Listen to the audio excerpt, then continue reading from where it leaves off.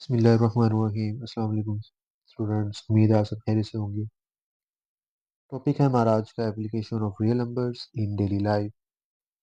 Exercise 1.3 start करने से पहले ज़रूरी है कि आप उसके जो क्वेश्चंस हैं, जो कि सारे स्टेटमेंट वाले क्वेश्चंस हैं, वो क्वेश्चंस क्यों बनाएंगे, वो क्वेश्चंस वहाँ पर रखने की वजह क्या है। क्योंकि चैप्टर का नाम था हमारे पास रियल नंबर्स, और अब हम ऐसे क्वेश्चंस कर रहे हैं जो कि जैसे पहला क्वेश्चन है कि इंटीजर्स फाइंड करें, दूसरा क्वेश्चन है एरिया ऑफ ट्राइंगल के बारे में। तो वो क्वेश्चंस क्यों बनाएंगे, उसके पीछे थोड़ी लॉजिक है, वो समझ लें पहले, फिर हम इंशाल्लाह एक्सरसाइज 1.3 स्टार्ट करेंगे। तो यहाँ पर कुछ मैंने चीज़ें लिखी हैं, जैसा कि रियल नंबर्स है, real numbers which include all rational and irrational numbers.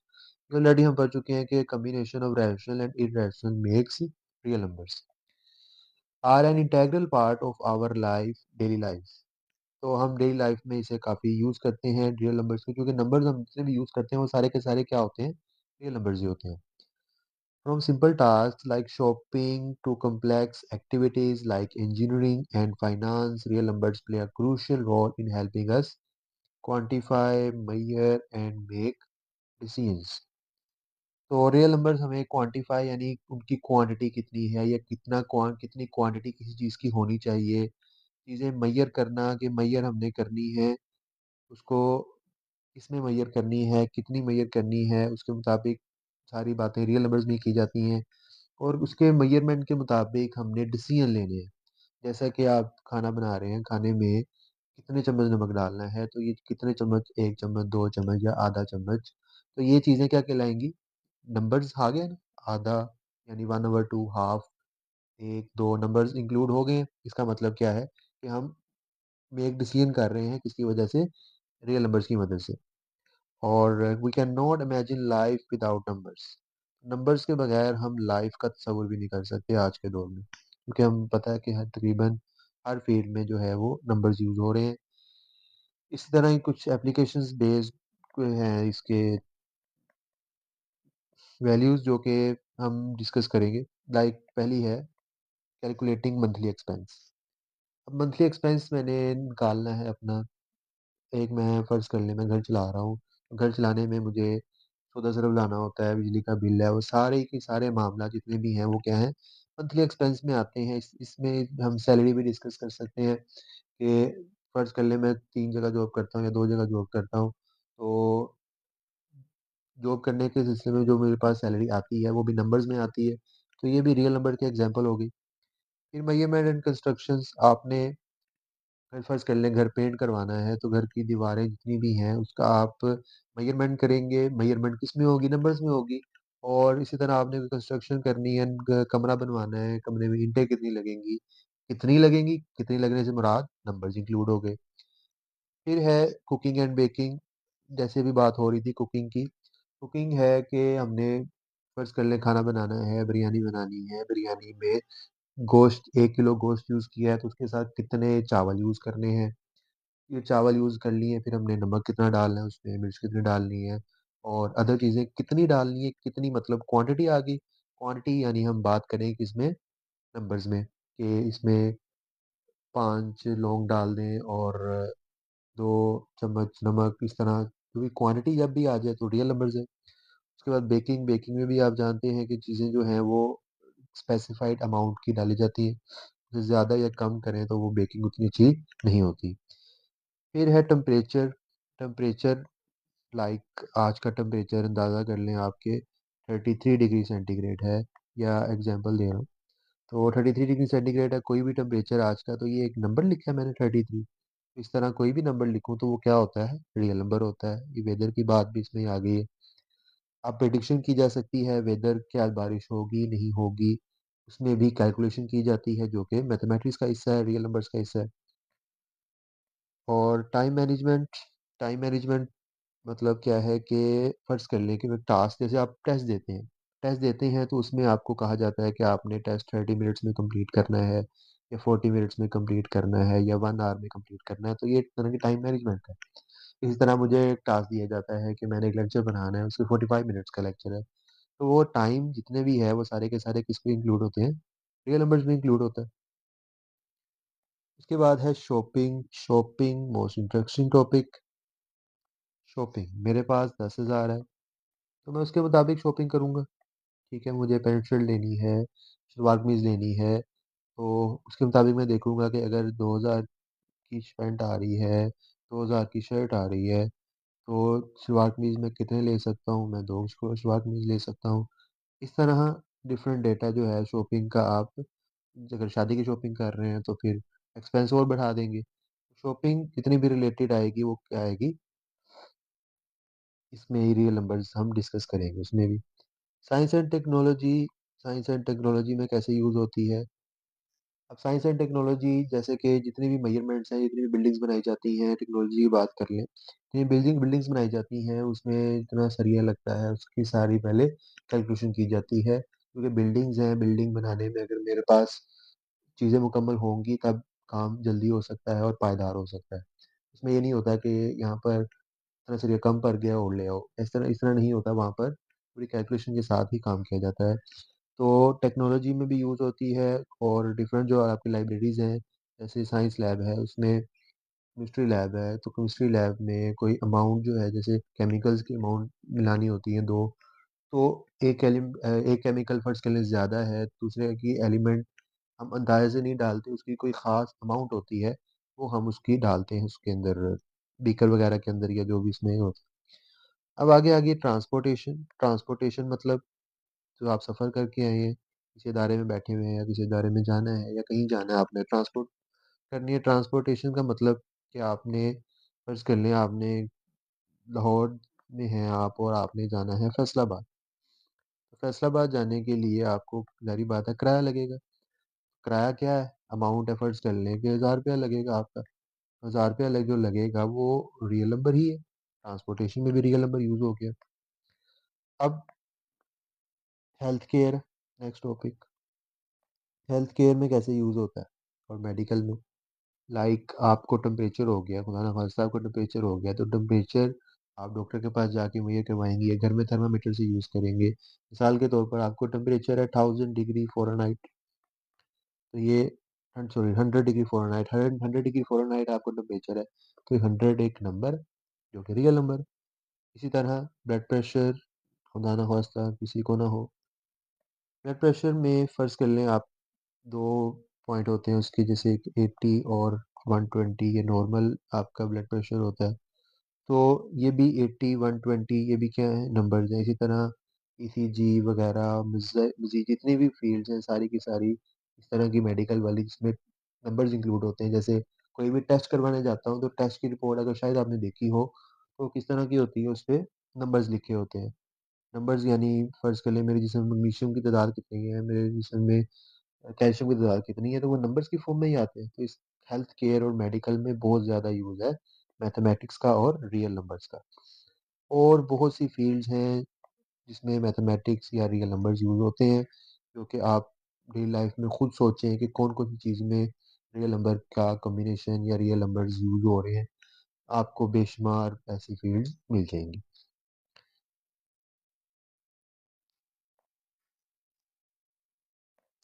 By recognizing the role of real number in our routines, we can appreciate the beauty of practicality of mathematics in shaping our world. अक्सर सवाल किया जाता है कि mathematics sir हम क्यों पढ़ते हैं? मैथमेटिक्स क्यों पढ़ते हैं? तो ये देखें, अभी कितनी चीज़ें हमने डिस्कस की हैं, सब में मैथमेटिक्स यूज़ हो रहा है। मैथमेटिक्स की एक ब्रांच यूज़ हो रही है जो कि रियल नंबर्स है। तो रियल नंबर्स और मैथमेटिक्स बहुत सी जगह पर यूज़ किया जाता है। तो रियल नंबर्स की ये सारी एप्लीकेशंस को आप समझेंगे। अब हम इसके मुताबिक जो क्वेश्चंस बनते हैं, वो उन्होंने आपकी बुक में इंक्लूड कर दिए एक्सरसाइज 1.3 में, तो हम उनको डिस्कस करेंगे। जी, तो अब हम चलते हैं अपने एक्सरसाइज 1.3 पे, जिसका पहला क्वेश्चन आपके सामने है स्क्रीन पे। में कह रहा है कि sum of 3 consecutive integers is 42, find the 3 integers. तो जी यहाँ पर कुछ टर्म्स हैं या वर्ड्स हैं जिन्हें पहले हम समझने की कोशिश करते हैं। जैसे कि कंसेक्युटिव क्या होता है? इंटीजर अब हम ऑलरेडी ऑलरेडी पढ़ चुके हैं, इंटीजर क्या होता है, हम दोबारा डिस्कस करते हैं। फिलहाल हम इंटीजर डिस्कस करते हैं, फिर हम कंसेक्युटिव डिस्कस करेंगे। जी, तो what is an integer? Integer क्या होता है? इंटीजर का सेट होता है जिसको हम जी से रिप्रेजेंट करते हैं और उसमें एलिमेंट्स कौन से होते हैं? ज़ीरो एक इंटीजर है, +1 एक इंटीजर है, -1 एक इंटीजर है, +2 एक इंटीजर है, -2 एक इंटीजर है, +3 एक इंटीजर है, -3 एक इंटीजर है और इस तरह के बेशुमार नंबर जो हैं वो हम को इंटीजर कह सकते हैं। एग्ज़ाम्पल इसकी कुछ और भी ले सकते हैं जैसे कि 567 ये भी एक नंबर है जो कि इंटीजर है। और कोई भी एग्ज़ाम्पल जो आपके ज़हन में आए 1005 पॉज़िटिव हो या नेगेटिव नंबर हो, तो ये सारे के सारे क्या होते हैं? इंटीजर्स, ठीक है? तो आम डेली लाइफ़ में हम यूज़ करते हैं, जो कि हम डेसिमल आम लाइफ़ में कम यूज़ करते हैं, जैसे 1.5 है, इस तरह की डेसिमल हम कम यूज़ करते हैं आम लाइफ़ में। तो आम लाइफ़ में हम ज़्यादातर क्या यूज़ करते हैं? नंबर्स यूज़ करते हैं जो कि डेसिमल नहीं होते या फ्रैक्शन की फ़ॉर्म में हम आम तौर पर नहीं डिस्कस करते, हम ज़्यादातर यही नंबर डिस्कस करते हैं इसी फ़ॉर्म में। तो ऐसे सारे नंबर इंटीजर कहलाते हैं। फिर दूसरा वर्ड था consecutive. What is consecutive? Consecutive क्या होता है? कंसेक्टिव वर्ड्स अगर आप फ़र्ज़ कर लें एक रूम में बैठे हुए हैं, रूम के लेफ्ट पे या राइट पे कोई और रूम है, तो हम उन रूम्स को क्या कहेंगे कि वो रूम्स क्या हैं? कंसेक्टिव रूम्स हैं। तो इसका मतलब कंसेक्टिव का मतलब हुआ एक साथ वाले। लाइक अब हमें इंटीजर्स फाइंड करने हैं, तो एक साथ वाले इंटीजर्स कौन से हैं? 2, 3, 4 ये इंटीजर्स हैं जो कि एक साथ होंगे। इसी तरह 5, 6, 7 ये इंटीजर्स हैं जो कि एक साथ हैं। तो एक साथ वाले इंटीजर्स यानी हमने जो 3 इंटीजर्स फाइंड करने हैं क्वेश्चन में, तो इस तरह के होंगे तीनों इकट्ठे। तो होप सो आपको इंटीजर्स की और कंसेक्टिव इंटीजर्स की समझ आ गई होगी। अब हम चलते हैं वापस क्वेश्चन की तरफ। अब हम इसका सॉल्यूशन फाइंड करते हैं। क्वेश्चन में अब दोबारा क्या कह रहा है कि हमने कौन से 3 नंबर फाइंड करने हैं जिनका सम किसके इक्वल है? 42 के। तो ऐसे 3 नंबर्स हमें आइडिया नहीं हो रहा कि 42 है, 42 छोटा नंबर है, 42 का तो हमें आइडिया हो ही जाएगा। थोड़ा-सा सोचें तो 3 नंबर्स फाइंड हो जाएँगे। लेकिन अगर कोई बड़ा नंबर आ जाए इसकी जगह और हमने उसकी कैलकुलेशंस करनी है, कैलकुलेशन का क्या तरीक़ेकार है? तो वो तरीक़ेकार फ़ॉलो करें। पहले तो हम थोड़ा रफ़ में काम करते हैं। 3 कंसेक्टिव नंबर्स कोई रैंडम आप बताएँ तो मैं लिखना चाहूँगा 5, 6 और 7 ये 3 कंसेक्टिव इंटीजर्स हैं। तो अगर मैं 5 को नाम देना चाह रहा हूँ x का, 5 को x का नाम देना चाह रहा हूँ तो फिर 5 के मुताबिक अगर 6 लिखना है तो 5 में एक प्लस कर दूँगा तो 6 आ जाएगा। इसका मतलब है कि मैंने 5 को x कहा हुआ है, उसके मुताबिक फिर 6 क्या होगा? 6 होगा हमारे पास x प्लस 1 चूँकि 5 में 1 प्लस करने से 6 आता है। अगर 5 को मैं x कह दूँ तो 1 प्लस करने से क्या आ जाएगा? उससे नेक्स्ट कंसेक्टिव इंटीजर आ जाएगा। फिर सेम 5 में कितना प्लस करूँ? 7 आता है, 2 प्लस करें तो 7 आता है। यानी 3 कंसेक्टिव इंटीजर्स हैं तो 5, 6, 7 और एक को मैंने x कहा हुआ है तो दूसरा x प्लस 1 होगा तो फिर तीसरा क्या होगा? तीसरा हमारे पास 2 प्लस करना है तो इसका मतलब है x प्लस 2 करना पड़ेगा। इस तरह हमारे पास 3 कंसेक्टिव इंटीजर्स होंगे, वो कौन-कौन से होंगे? एक होगा हमारे पास x, दूसरा x प्लस 1, तीसरा x प्लस 2 ये 3 कंसेक्टिव इंटीजर हैं। कोई भी 3 कंसेक्टिव इंटीजर ले लें, अगर x 10 लूँगा तो x प्लस 1 क्या होगा? 11 x प्लस 2 क्या हो जाएगा? 12 कोई भी 3 कंसेक्टिव इंटीजर्स लाज़मी तौर पर इन तीनों नंबर्स पर पूरा उतरेंगे। अब हमने क्या करना है, इन 3 नंबर्स को लेट करना है। तो हमने लेट कर लिया कि x, x plus 1, x plus 2 are 3 consecutive integers. अब इसके मुताबिक हमें गिवन है कि इनका सम किसके इक्वल है? सम इक्वल है 42 के, तो हम इनको प्लस करके 42 के इक्वल लिख देते हैं। तो ये आ जाएगा x plus 1 plus x plus 2 equals to 42। तो ये हमने क्या किया है, तीनों इंटीजर्स ये पहला, ये दूसरा और ये तीसरा, तीनों को प्लस करके 42 के इक्वल लिख दिया। अब इसकी सिम्प्लीफिकेशन करते हैं। सिम्प्लीफिकेशन कैसे करेंगे, यहाँ पर देखें तो 3x नज़र आ रहे हैं हमें, 1x, 2x एंड 3x।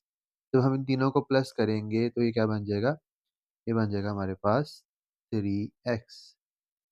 और आगे जो लिखा हुआ है 1+2, क्योंकि हमें पता है कि एक्स वाली वैल्यू के साथ ऐड होती हैं, अलाइक टर्म्स कहते हैं, और कांस्टेंट वैल्यू कांस्टेंट के साथ ऐड होती हैं, तो इसी तरह 1+2 किसके इक्वल आ जाएगा, 3 के इक्वल आ जाएगा, और 42 एज इट इज। अब हमने नंबर फाइंड करने हैं, तो इसका मतलब एक्स की वैल्यू फाइंड करनी। एक्स की वैल्यू फाइंड करने के लिए हमें पता है कि लेफ्ट साइड पर कोई एलिमेंट प्लस हो रहा है, तो उसको राइट साइड पे लेके जाना है, तो उसके लिए क्या करेंगे हम, इधर प्लस हो रहा है तो राइट साइड पर जाकर वो क्या हो जाएगा, माइनस हो जाएगा। और माइनस करने से हमारे पास क्या आ जाएगा, 42 - 3 = 39। अब 3x की वैल्यू 39 आई है, और हमें पता है कि कोई नंबर वेरिएबल के साथ मल्टीप्लाई हो रहा हो, उसे राइट साइड पर लेके जाएंगे तो वो क्या हो जाएगा, डिवाइड हो जाएगा। तो ये आ जाएगा x = 39 / 3। तो 39 / 3 आप बता सकते हैं क्या होता है, 39 / 3 = 13। तो पहला इंटीजर मेरे पास आ गया x = 13। दूसरा इंटीजर कैसे निकालें, दूसरा इंटीजर है उसके लिए हम 1 प्लस कर लेंगे। तीन इंटीजर हमने लेट किए थे, x+1 एंड x+2। तो x+1 होगा 13+1 which is equals to 14, and third integer will be x+2 which is equals to 13 plus 2 which is equals to 15। इसका मतलब हमारे पास तीन कंसेक्टिव इंटीजर कौन कौन से आए, 13, 14 एंड 15। तो इस तरह हम लिख देंगे कि 13, 14, 15 are the required three integers. तो जिस इसके साथ हमारा ये सोल्यूशन कंप्लीट हो जाता है। आप आंसर चेक करने के लिए कर सकते हैं कि 13 में 14 और 15 ऐड करें तो क्या ये तीन कंसेक्टिव इंटीजर का सम 42 आता है, जो कि हमारी स्टेटमेंट पे पूरा उतर रहा है या नहीं उतर रहा। तो लाजमी तौर पर 13 + 14 + 15 इक्वल होगा हमारे पास 42 के। ठीक है, एंड सो सोल्यूशन कंप्लीट हो गया इसका पहला क्वेश्चन का। जी, तो अब हम चलते हैं अपने क्वेश्चन नंबर 2 की तरफ, जिसकी स्टेटमेंट और डायग्राम आपके सामने है। ये डायग्राम दी हुई है क्वेश्चन में, बुक में अगर आप देखेंगे तो क्या कह रहा है स्टेटमेंट में, the diagram shows right angle triangle A B C. तो ये देखें, डायग्राम में एंगल 90 का दिया हुआ है, इसका मतलब कौन सी ट्राइंगल है, राइट एंगल ट्राइंगल है। और राइट एंगल ट्राइंगल हमें दी हुई है, जिसमें इसकी एक साइड गिवन है, वो क्या गिवन है, ए सी, जो कि √3 + √5 है, डायग्राम में भी लिखा हुआ है और स्टेटमेंट में भी लिखा हुआ है। ये चीज़ हो गई। अब हम और क्या दिया हुआ है हमें, और हमें दिया हुआ है इसका एरिया। एरिया क्या दिया हुआ है, 1 + √5 सेंटीमीटर, √5 15 सेंटीमीटर स्क्वायर। एरिया क्या होता है, एरिया ये पोर्शन है जो कि इसने ये आप ये जो स्क्रीन है उसका जितना भी पोर्शन इसने कवर किया है, वो इसका एरिया कहलाता है। किसी भी बॉडी का एरिया जो है, जैसे आपका मोबाइल है, वो आपके हाथ, उसको आपने उसने आपके हाथ को कवर किया हुआ है, तो इसका मतलब है कि वो उसका एरिया है। या अगर आप मोबाइल किसी टेबल पे रखते हैं, टेबल का इतना हिस्सा कवर किया है, तो वो उस मोबाइल का एरिया है। या आपका कमरा, आप किस रूम में बैठे हुए हैं, उसने घर का कितना पोर्शन कवर किया है, वो सारा एरिया कहलाता है। तो यहाँ पर एरिया ऑफ ट्राइंगल की बात हो रही है। अच्छा जी, उसके बाद हमने क्या करना है, हमने ये ए बी फाइंड करना है कि इसकी लेंथ क्या होगी। तो इसकी लेंथ फाइंड करने के लिए कैसे करेंगे, और उसकी लेंथ किस में आएगी, इस फॉर्म में आएगी, a√3 + b√5 सेंटीमीटर की फॉर्म में आएगी। और इधर ए क्या होगा, बी क्या होगा, उसने आगे बता दिया कि ए बी सारे क्या होंगे, इंटीजर्स होंगे। तो हम ये फाइंड करते हैं। फाइंड करने का तरीकाकार क्या होगा, पहले तो हमें फॉर्मूला पता होना चाहिए कि एरिया ऑफ ट्राइंगल का फॉर्मूला क्या होता है।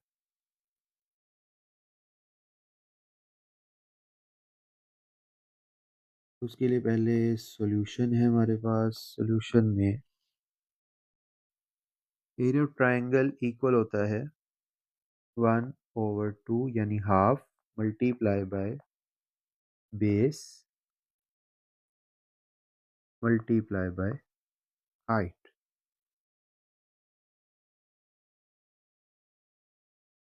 यानी base of triangle multiply by height of triangle. तो बेस आमतौर पर हम ये वाली जो होती है उसे बेस कहते हैं और ये वाली इसको क्या कहते हैं, हाइट कह लेते हैं। तो इसके मुताबिक बेस है हमारे पास ए सी और हाइट है हमारे पास ए बी। तो इसकी जगह बेस की वैल्यू हमें दी हुई है, यानी ए सी की वैल्यू हमें दी हुई है और एरिया की वैल्यू दी हुई है। तो इनकी आप वैल्यूज पुट कर दें।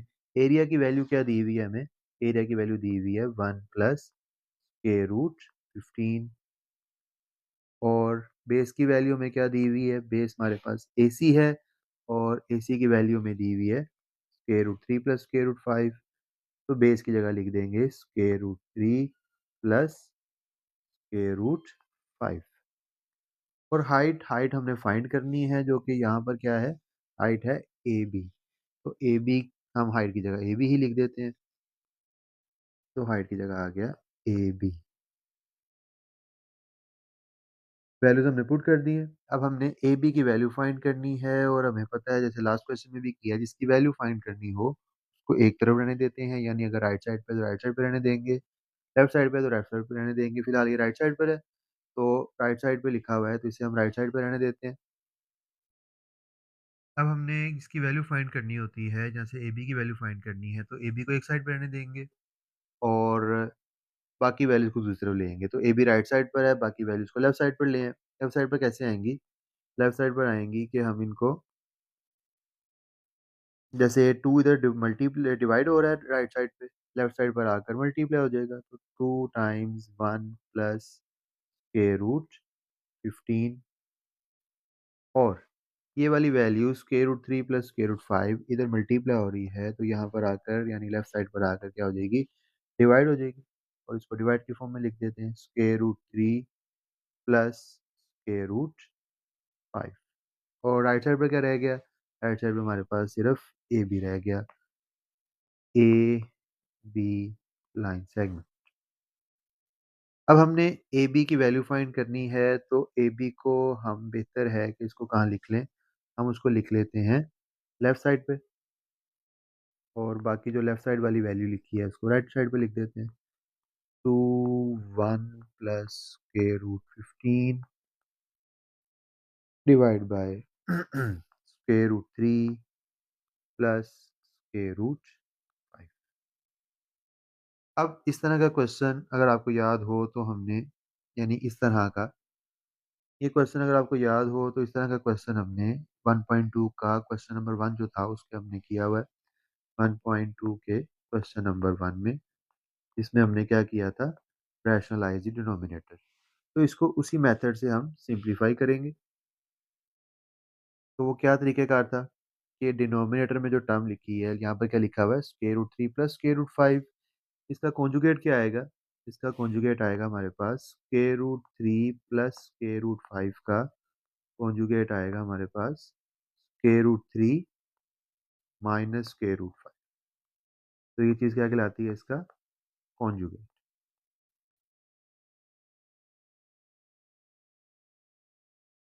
कॉन्जुगेट कहलाती है। तो कॉन्जुगेट जो निकालते हैं अगर माइनस हो तो प्लस हो जाता है और अगर प्लस हो तो माइनस हो जाता है, यानी साइन चेंज हो जाता है। तो ये कॉन्जुगेट का प्रोसेस है। तो रैशनलाइजेशन में हम क्या करते हैं, जो मैं अभी नाम ले रहा हूँ रैशनलाइजेशन का, रैशनलाइजेशन में हम करते हैं क्या है कि दरमियान में लिखा है, यहाँ पर क्या लिखा हुआ है, प्लस लिखा हुआ है। तो प्लस वाली वैल्यू को चेंज करके किस में चेंज करेंगे, माइनस में, यानी हम ये प्रोसेस को कॉन्जुगेट कहते हैं। तो माइनस में चेंज करके हमने मल्टीप्लाई भी कर दिया और डिवाइड भी कर दिया। This process is called rationalization. इसमें हम कॉन्जुगेट से मल्टीप्लाई डिवाइड करते हैं। तो अब हम इसको उसी तरह सिंप्लीफाई करेंगे जैसे आपने 1.2 के क्वेश्चन सिंप्लीफाई किए थे। इसका क्या तरीकेकार है, पहले इनको मल्टीप्लाई करते हैं और मल्टीप्लाई करने से पहले इनको एक साथ लिख दें। थोड़े दूर दूर है इनको हम करीब करीब ले आते हैं, जैसे ये ऐसे आ जाएंगे square root 3 minus square root 5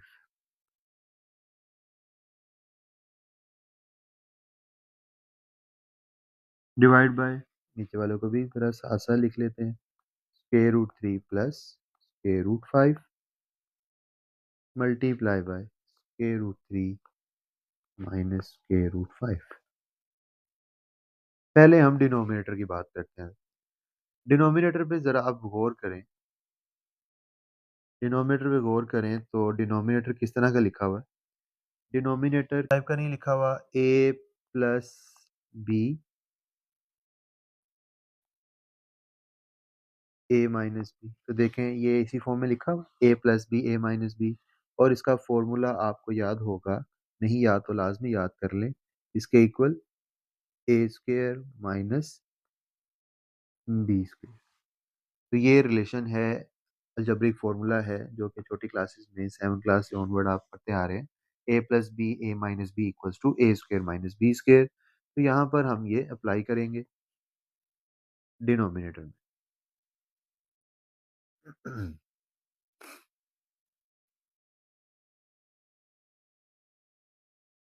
तो ए की जगह हमारे पास स्क्वायर रूट 3 लिखा हुआ है, तो इसका मतलब आ जाएगा स्क्वायर रूट 3 का whole square minus square root 5 का होल स्क्वायर, यानी A square minus B square की फॉर्म आ गई। नीचे तो सिंप्लीफिकेशन हो जाएगी। अब हम चलते हैं न्यूमरेटर की तरफ। न्यूमरेटर में ये दो ब्रैकेट्स को मल्टीप्लाई करें। तो मल्टीप्लाई कैसे करते हैं। मल्टीप्लाई का प्रोसेस होता है, मल्टीप्लाई में हम पहली वैल्यू को पहले दोनों के साथ मल्टीप्लाई करेंगे। जैसे 1 को मल्टीप्लाई करें, 2 को मैं एज इट इज लिख रहा हूँ फिलहाल।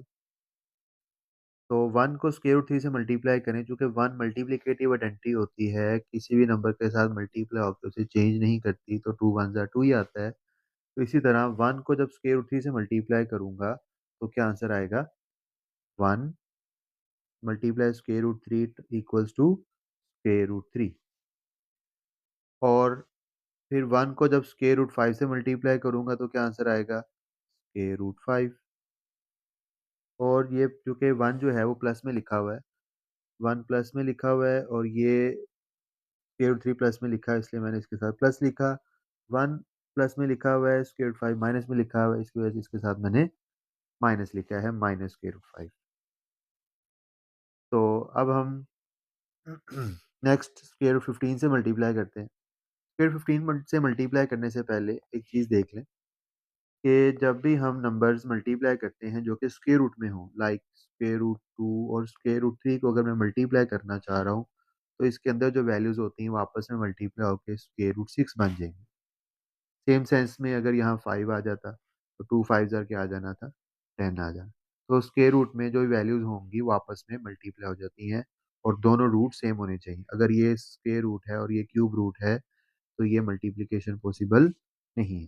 तो ये दोनों स्क्वायर रूट में ही लिखे हुए हैं, स्क्वायर रूट 15 है और स्क्वायर रूट 5 है, स्क्वायर रूट 3 है, ये सारे स्क्वायर रूट में ही लिखे हुए हैं, तो हम इनको डायरेक्ट ही मल्टीप्लाई कर लेंगे। तो अब हम चलते हैं इसकी मल्टीप्लिकेशन पे। मल्टीप्लिकेशन होगी, स्क्वायर रूट 5 को जब स्क्वायर रूट 3 से मल्टीप्लाई करेंगे तो ये आ जाएगा स्क्वायर रूट 15 3 जार 45।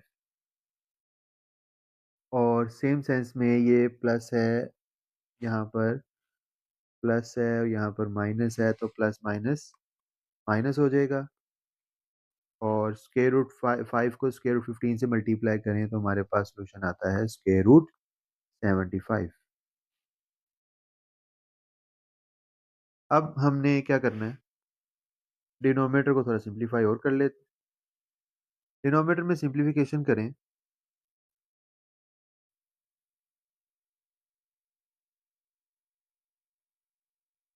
तो देख रहे हैं कि स्क्वायर और स्क्वायर रूट आपस में कैंसल आउट हो जाते हैं। तो फिर डिनोमिनेटर में क्या बच गया, 3 - 5। और ऊपर वाला 2 as it is. Square root 3 simplify नहीं हो रहा, एज इट इज लिख देंगे। स्क्वायर रूट 5 सिंप्लीफाई नहीं होता, एज इट इज लिख देंगे। लेकिन स्क्वायर रूट 45 और स्क्वायर रूट 75 सिंप्लीफाई होते हैं, तो इनको हम सिंप्लीफाई करते हैं। सिंप्लीफाई करने से मुराद के इनकी अगर हम प्राइम फैक्टराइजेशन करें तो वो होती है 45 की प्राइम फैक्टराइजेशन होती है 3 1 जार 3 3 5 जार 15 एंड 3 5 जार 15 एंड 5 1 जार 5। तो ये इनकी फैक्टराइजेशन होती है, यानी हम इसको लिख सकते हैं 3 का स्क्वायर मल्टीप्लाई बाय 5। तो 45 की जगह लिखा जा सकता है 3 square multiply by 5। Same sense में स्क्वायर रूट फॉर 75 को भी हम फैक्टराइजेशन कर सकते हैं। तो स्क्वायर रूट 75 की फैक्टराइजेशन कैसे होती है? 75 की प्राइम फैक्टराइजेशन करें तो ये भी 3 के टेबल पे जाता है। 3 2 जार 6, 3 5 जार 15 एंड 5 5 जार 25, देन 5 1 जार 5। तो इसमें हम लिख सकते हैं इसको 5 का स्क्वायर टाइम्स 3। तो लिख देते हैं इसको स्क्वायर रूट 75 को, स्क्वायर रूट 5 को लिख लेंगे 75 को 3 मल्टीप्लाई बाय 5 होल स्क्वायर। अब हमें पता है जिन वैल्यू का स्क्वायर हो तो वो स्क्वायर रूट के साथ कट आउट हो जाता है। तो इसी सेम सेंस में ये जो 3 का स्क्वायर है ये कट आउट हो रहा है स्क्वायर रूट के साथ, और 5 का स्क्वायर भी कट आउट हो रहा है स्क्वायर रूट के साथ।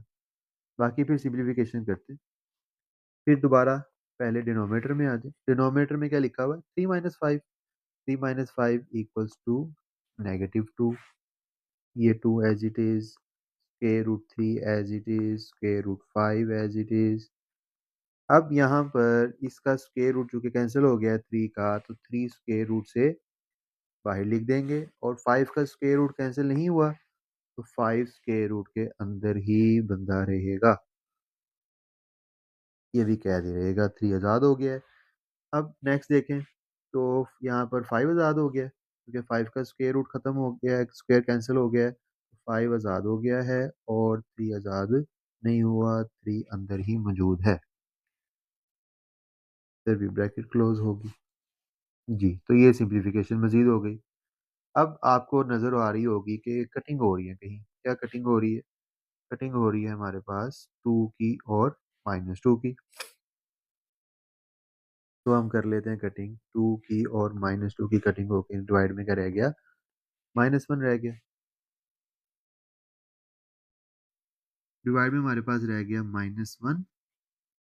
और ऊपर देखें न्यूमरेटर में तो कुछ टर्म्स प्लस माइनस हो रही है, लाइक स्क्वायर रूट 3 और 5 स्क्वायर रूट, ये दोनों अलाइक टर्म्स हैं। तो इनको हम प्लस या माइनस कर सकते हैं, लेकिन अगर ये हम देखें तो यहाँ पर क्या है? माइनस है। इसका मतलब हमें माइनस करना पड़ेगा। यहाँ पर कुछ नहीं लिखा हुआ स्क्वायर रूट 3 के साथ, इसका मतलब 1 है, और यहाँ पर है 5। तो 1 माइनस 5 किसके इक्वल होता है? 1 माइनस 5 इक्वल होता है -4 स्क्वायर रूट 3। और नेक्स्ट देखें तो ये वाली टर्म्स भी अलाइक हैं। ये स्क्वायर रूट 5 वाली है, ये भी स्क्वायर रूट 5 वाली है। और यहाँ पर देखें तो एक 3 ये जो है ये प्लस का है और ये माइनस का, यहाँ पर भी कुछ नहीं है, तो यह क्या होगा? 1। तो 3 माइनस 1 क्या आ जाएगा? +2। तो 3 माइनस 1 +2 स्क्वायर रूट 5। हमारे पास ये चीज़ बन गई है। अब हम क्या कर सकते हैं? हम ओवर अलग अलग कर सकते हैं। ओवर अलग अलग करेंगे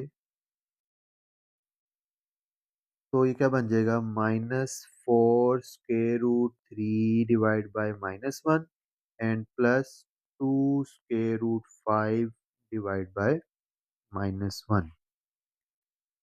तो अगर हम इसकी कटिंग करें,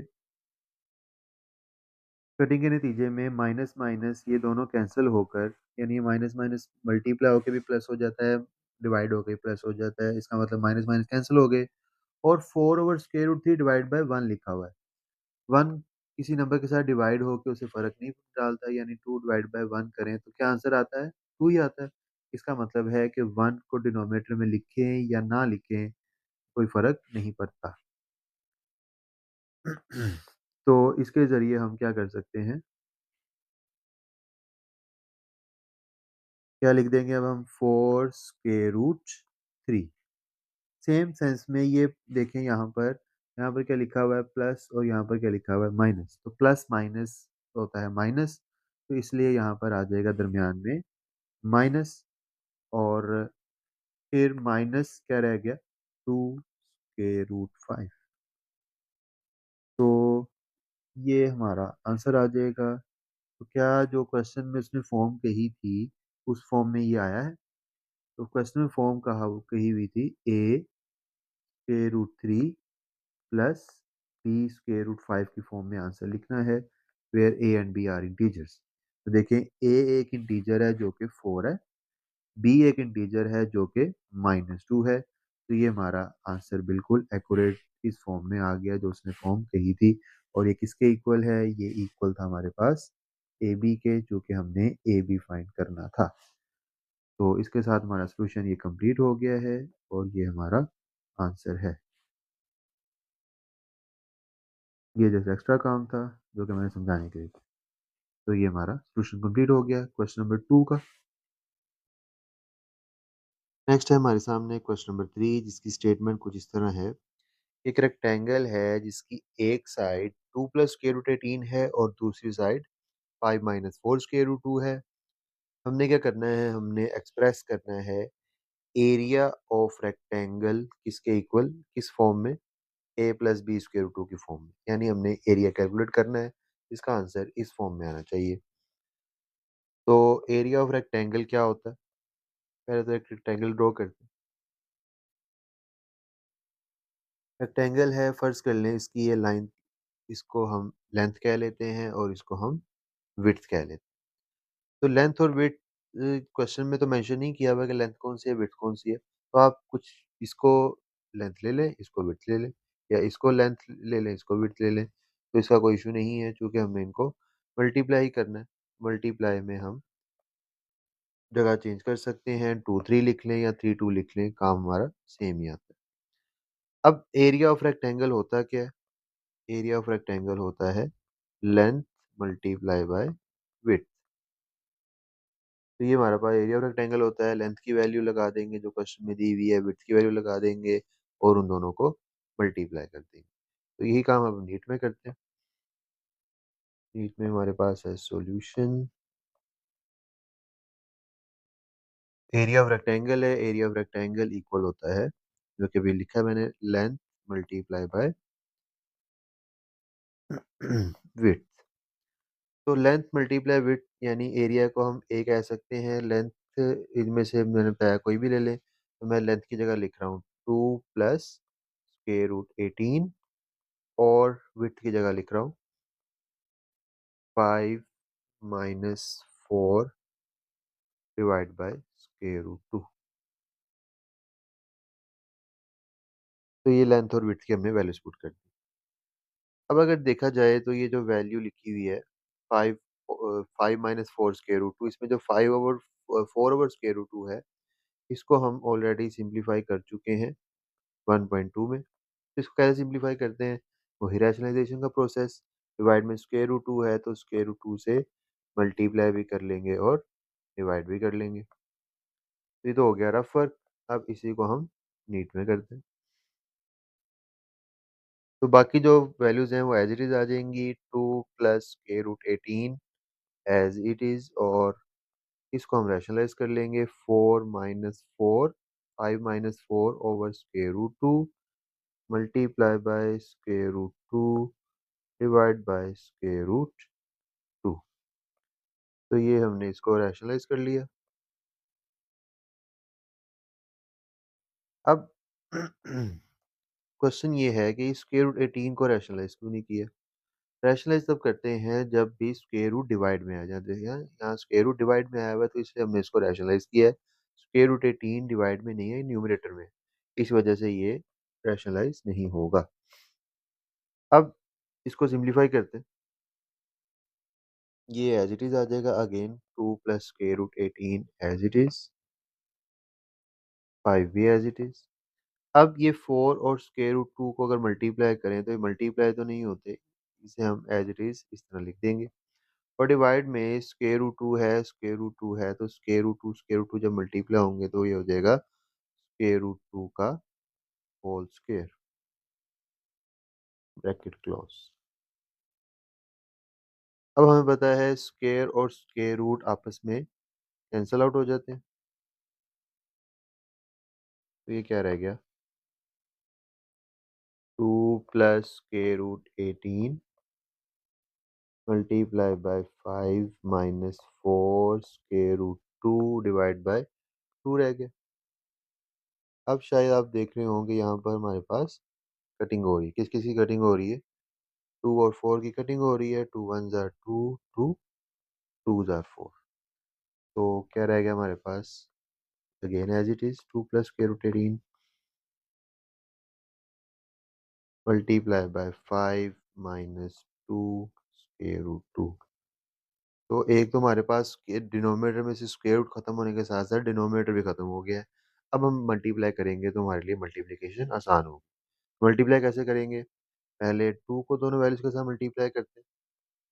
2 5s are 10 and 2 2s are 4 square root 2 as it is. क्योंकि यहाँ पर कोई साइन नहीं है, इसका मतलब प्लस होगा, और यहाँ पर माइनस है तो इसका मतलब माइनस से तो प्लस माइनस माइनस आ गया, ये वाला माइनस इस वजह से है।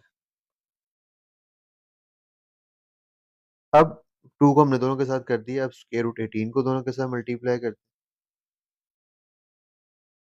स्क्वायर रूट 18 को मल्टीप्लाई करें तो इस 18 को 5 से और दोनों के साथ यानी स्क्वायर रूट 2 के स्क्वायर रूट 2 के साथ भी मल्टीप्लाई करना है। तो 5 को जब स्क्वायर रूट 18 से मल्टीप्लाई करेंगे तो आ जाएगा as it is 5 square root 18। 18 को जब 2 स्क्वायर रूट 2 के साथ मल्टीप्लाई करेंगे तो हमारे पास आ जाएगा माइनस एक, तो 2 ये वाला एज इट इज रहेगा, स्क्वायर रूट वाली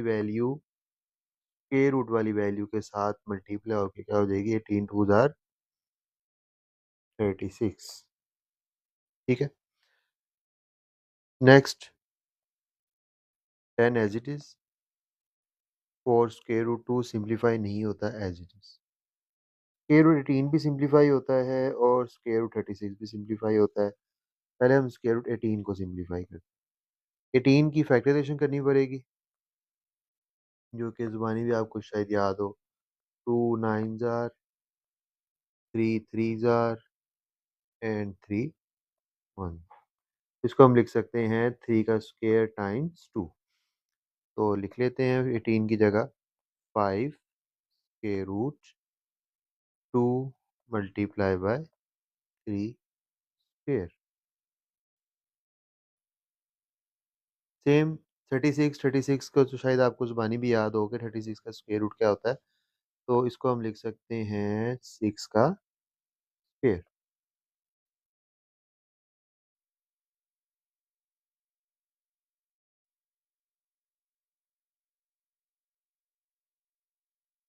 अब मज़ीद simplification, 10 minus 4 square root 2 again as it is.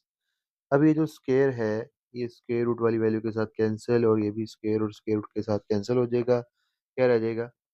अब ये जो 3 है ये स्क्वायर रूट से बाहर आ जाएगा, और स्क्वायर रूट 2 चूंकि 2 का स्क्वायर रूट कैंसिल नहीं हुआ इस वजह से अंदर, और ये 6 था, 6 कैंसिल होके इसका स्क्वायर कैंसिल होके 6 रह गया।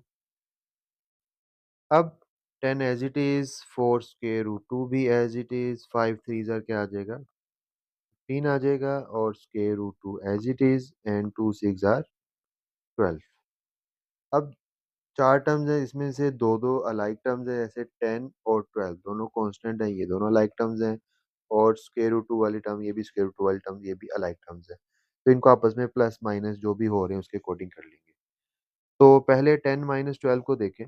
10 और 12 आपस में माइनस हो रहे हैं, तो 10 माइनस 12 किसके इक्वल आ जाएगा, 10 माइनस 12, या पहले इसको एक स्टेप कर लेते हैं, हम इनको साथ साथ लिख लेते हैं। 4 square root 2 plus 15 square root 2।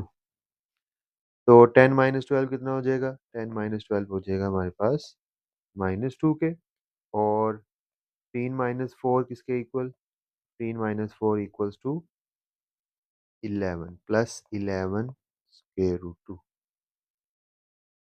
तो ये हमारा एरिया का फोर्थ रिलेशन आ गया है, जो कि हमने एरिया ऑफ रेक्टेंगल फाइंड करना था। और एरिया का यूनिट किस तरह लिखते हैं, एरिया का यूनिट लिखते हैं हम cm स्क्वायर। इसको आप ब्रैकेट में लिख, तो ये हमारे पास एरिया ऑफ रेक्टेंगल का रिलेशन आ गया है। इसको हमने इस फॉर्म में लिखना था जो कि क्वेश्चन में लिखा हुआ था कि a plus B square root 2 की फॉर्म में से लिखें। तो हमारे पास यही फॉर्म आई है a plus B square root 2 वाली, जिधर a है 2 और b है 11। ये b है हमारे पास और ये वाला a। तो इसके साथ हमारा ये क्वेश्चन नंबर 3 का सोल्यूशन भी कंप्लीट होता है। अब है आपके सामने क्वेश्चन नंबर 4। क्वेश्चन नंबर 4 की स्टेटमेंट पहले समझते हैं क्या कह रहा है उसमें।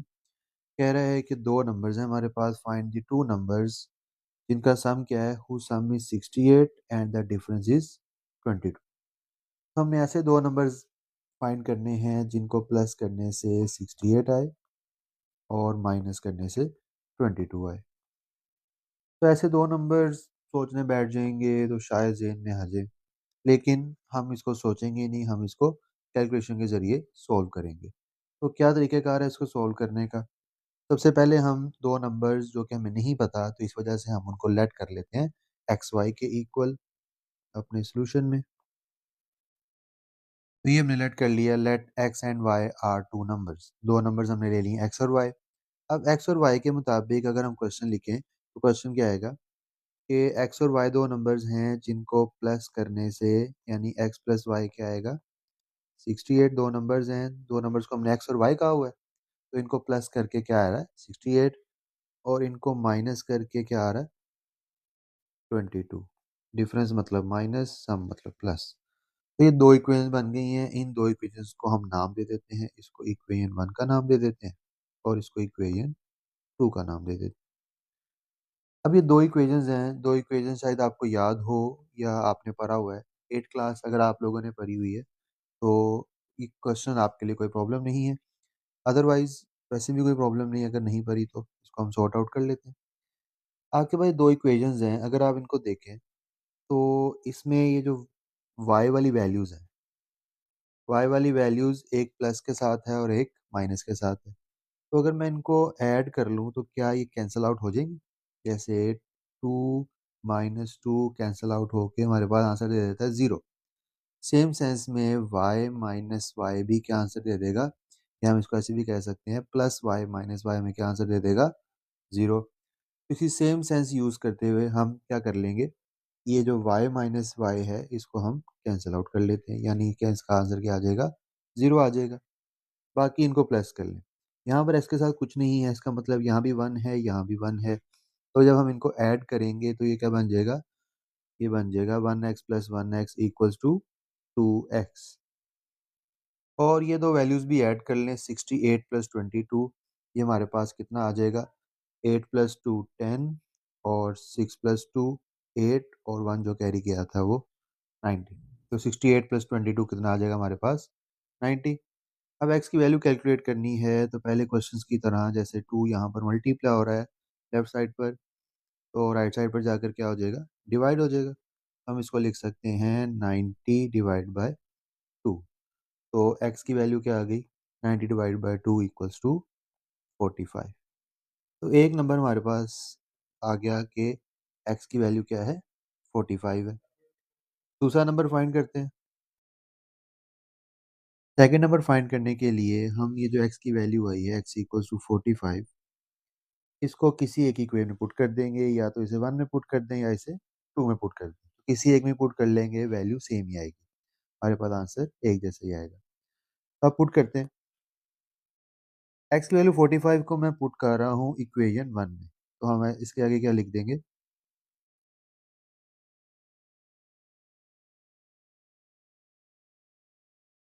Put x equals to 45 in equation 1। अब 1 क्या थी, पहले 1 को लिख लें। 1 थी x plus Y equals to 68, ये इक्वेशन थी 1। अब x की जगह हम लगा रहे हैं 45, तो x की जगह 45 लिख दें, तो आ जाएगा 45 plus Y equals to 68।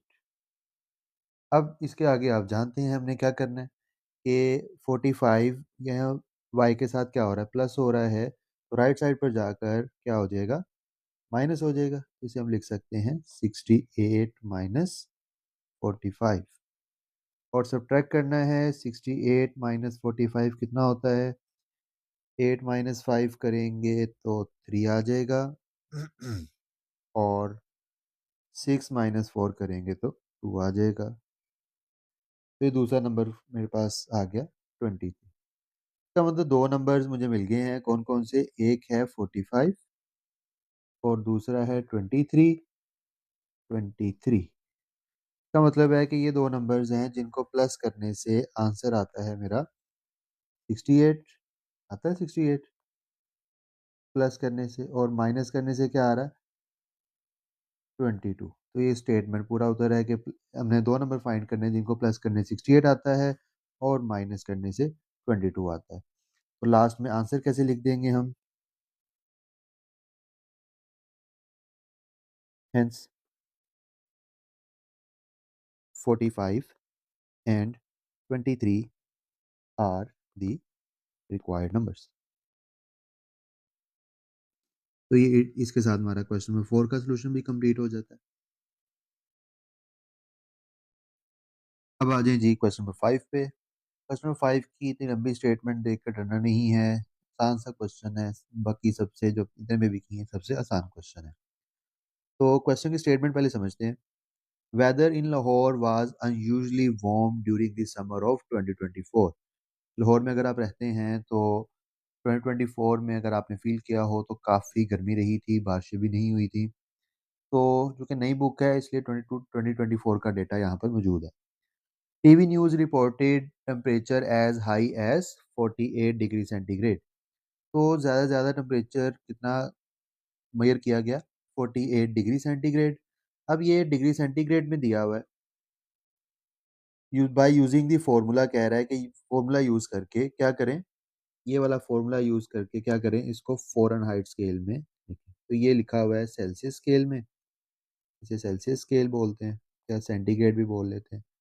Celsius scale लिखा हुआ है, इसको हमने किस में चेंज करना है? फ़ारेनहाइट स्केल में चेंज करना है। तो क्या करना है, हमने ये जो 48 डिग्री है इसको इस फॉर्मूले में यहाँ पर डिग्री सेंटीग्रेड की जगह जस्ट पुट कर देना है और हमारा आंसर आ जाएगा सिंप्लीफिकेशन करने के बाद। तो करते हैं, इसको कैसे करेंगे? पहले फॉर्मूला दोबारा लिख लें आप लोग। सॉल्यूशन में फॉर्मूला है degree Fahrenheit equals to 9/5 degree centigrade plus 32। क्योंकि हमारे पास जो डिग्री सेंटीग्रेड है वो 48 डिग्री सेंटीग्रेड, तो डिग्री सेंटीग्रेड की जगह 48 सब्स्टिट्यूट कर दें। Degree Fahrenheit equals to 9/5 times 48 plus 32। तो अब हमने क्या करना है, कैलकुलेटर की मदद से कर लें या ज़ुबानी कर लें। आप 9 को 48 से मल्टीप्लाई कर लें। 9 को 48 से मल्टीप्लाई करें तो कितना आ जाता है? कैलकुलेशन आप कर सकते हैं इजीली। तो ये आता है 432 और डिवाइड वाला 5 एज इट इज़ रहेगा, प्लस 32 भी एज इट इज़। तो अभी तक हमने क्या किया, डिग्री सेंटीग्रेड की जगह 48 सब्स्टिट्यूट कर दिया है और 9 और 48 को मल्टीप्लाई किया। अब नेक्स्ट 432 डिवाइड बाय 5 करें कैलकुलेटर से, तो क्या आंसर आएगा? ये आंसर आएगा आपके पास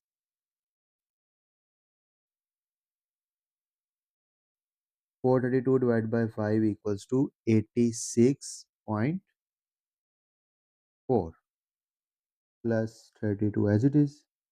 अब इनको प्लस करें तो 86 प्लस 32 करें तो ये आंसर आ जाएगा 118.4, और ये अब किस में चेंज हो गया? Degree Fahrenheit. तो ये हमारा अब न्यू टेम्परेचर आ गया डिग्री फ़ारेनहाइट में। तो इतना सा सॉल्यूशन था इसका बस। नेक्स्ट है हमारे सामने क्वेश्चन नंबर 6। इसमें कह रहा है the sum of ages of father and son is 72 years. आज के टाइम में जो फादर और सन की एज का सम है वो कितना है? 72 ईयर्स। ठीक है, यानी दोनों की एजेस को ऐड करें तो 72 ईयर्स बनते हैं।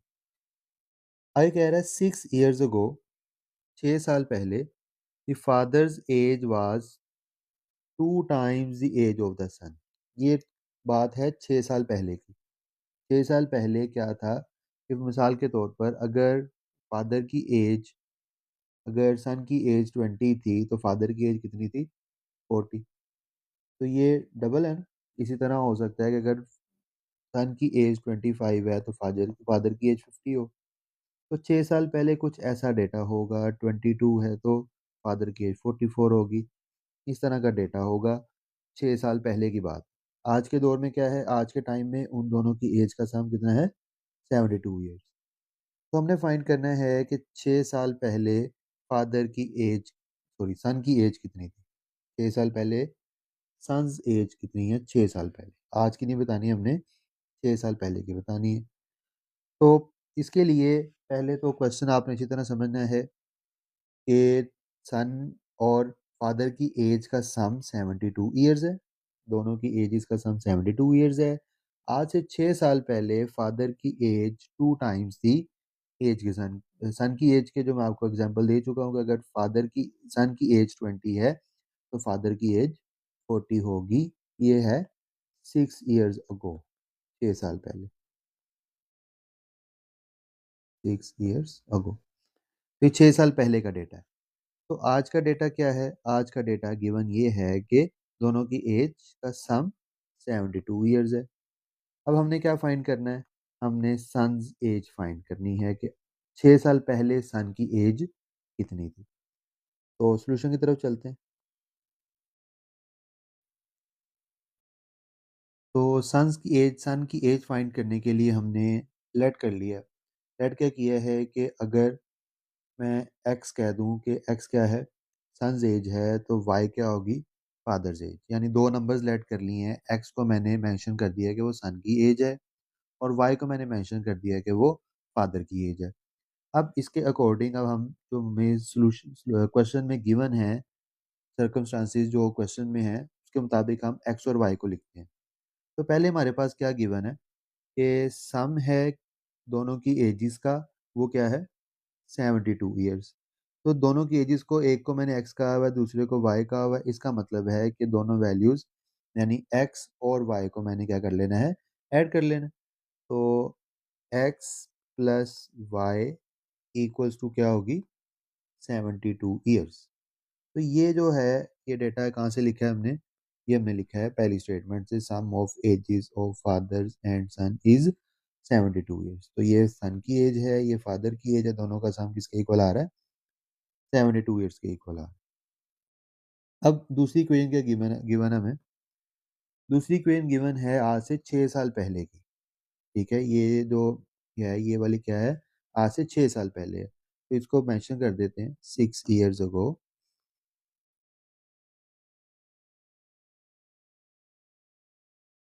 6 ईयर्स अगो हमारे पास क्या डेटा गिवन था कि फादर की एज 2 टाइम्स है सन की एज।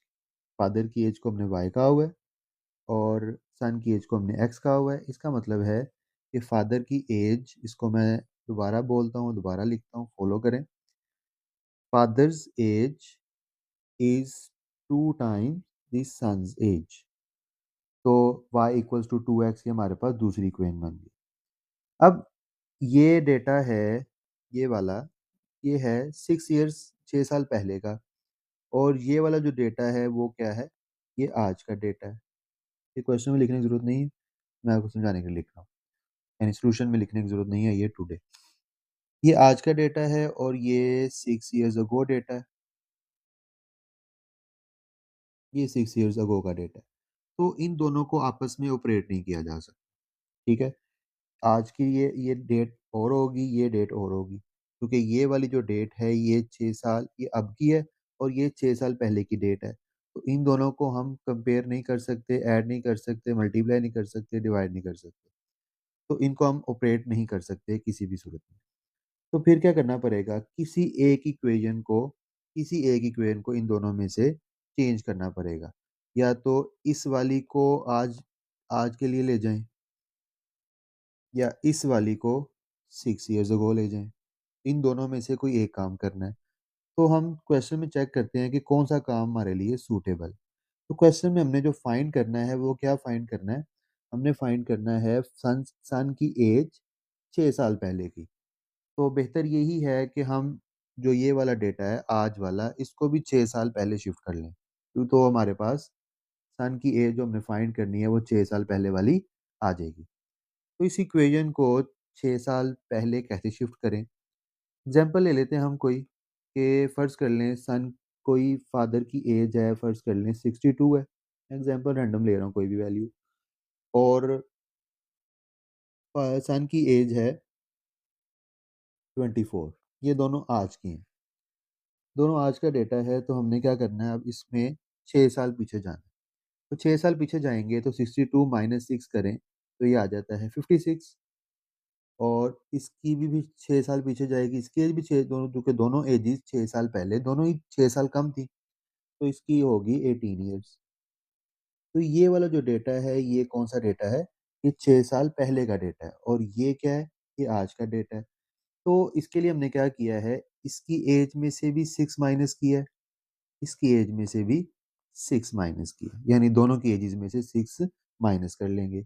यानी कि जो आज आज की डेट है, आज आपकी फ़र्ज़ कर लें एज आपकी 16 इयर्स है, तो 6 साल पहले आपकी एज 10 इयर्स थी और आपके फादर की एज फ़र्ज़ कर लें आज 34 है, तो 6 साल पहले उसकी एज कितनी थी? 28। तो दोनों की एजेस कम हुई हैं, 6 साल पहले आपकी भी कम हुई और आपके फादर की भी कम हुई। तो इसका मतलब है कि जो ये वाला जो इक्वेशन है, ये आज की है, इसमें मैंने 6 साल पहले जाना है, तो दोनों की एजेस में से हम 6 साल माइनस कर देंगे। तो वो कैसे करेंगे? अब हमें गिवन है कि दोनों की एजेस का सम कितना है? दोनों की एजेस का सम है 72। तो 72 ये आज की है, तो इसको हम 6 ईयर से पहले 6 साल पहले अगर कन्वर्ट कर दें, तो दोनों की एजेस x प्लस वाई 72 हैं, ये आज का डेटा है। 6 साल पहले कन्वर्ट करना है तो x की एज में से 6 माइनस कर लेंगे और y की एज में से भी 6 माइनस कर लें। तो दोनों की एजेस में से हमने 6 माइनस कर लिया। तो अब ये न्यू डाटा क्या बन जाएगा हमारे पास? न्यू डाटा बन जाएगा x plus Y equals to 72 minus 6 कितना हो जाएगा? -12। तो 72 माइनस 12 करें तो 60 आ जाए। अब ये वाली जो इक्वेशन है ये है 6 साल पहले की और ये वाली भी जो इक्वेशन है ये भी क्या है 6 साल पहले की। अब इन दोनों को ऑपरेट किया जा सकता है। अब हम नाम दे देते हैं इन इक्वेशंस को। इस इक्वेशन को हम नाम दे देते हैं 1 का और इसको नाम दे देते हैं हम इक्वेशन 2 का। अब इनको साइमल्टेनियसली सोल्व करना है। एक्स और वाई सॉरी सिर्फ एक्स की वैल्यू निकालनी है जो कि हमने सन एज फाइंड करनी है, वाई की वैल्यू यहाँ पर नहीं चाहिए। तो फ्रॉम वन वन इक्वेशन 1 से वाई की वैल्यू निकली हुई है। फ्रॉम 1 1 में से हम क्या लिख सकते हैं कि y किसके इक्वल है 2x। y 2x है तो इस y की जगह हम क्या सब्स्टिट्यूट कर देंगे 2x। तो y इक्वल्स टू 2x को हमने कहाँ पुट कर देना है, पुट इन इक्वेशन 2 या सब्स्टिट्यूट इन इक्वेशन 2, सेम बात है। तो ये हो जाएगा x प्लस y की जगह हम लगा रहे हैं 2y equals to 60। Sorry x की जगह y की जगह हमने लगाया है 2x। अब ये x प्लस 2x कितना हो जाएगा? ये हो जाएगा टोटल 3x इक्वल्स टू 60। आगे से आपको कैलकुलेशन करवाने की ज़रूरत ही नहीं है क्योंकि हम कर चुके हैं। तो x इक्वल्स टू x की वैल्यू क्या आ जाएगी अब? क्योंकि 3 इधर मल्टीप्लाई और x के साथ राइट साइड पर आकर क्या हो जाएगा? डिवाइड हो जाएगा। तो x equals to 3 1s are 3, 3 2s are 6, तो x क्या आ गया 20। और x हमने किसके इक्वल लेट किया हुआ था? हमने x कहा हुआ था कि x क्या है? सन की एज है। तो हमने फाइंड भी क्या करनी थी? सन की एज फाइंड करनी थी। इसका मतलब है कि हमारे पास सन की एज फाइंड हो गई x इक्वल्स टू 20, यानी सन की एज 6 साल पहले कितनी थी? Sons as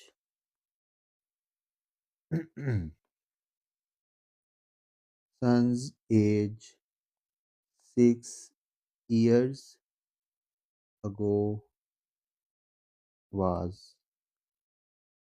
20 years।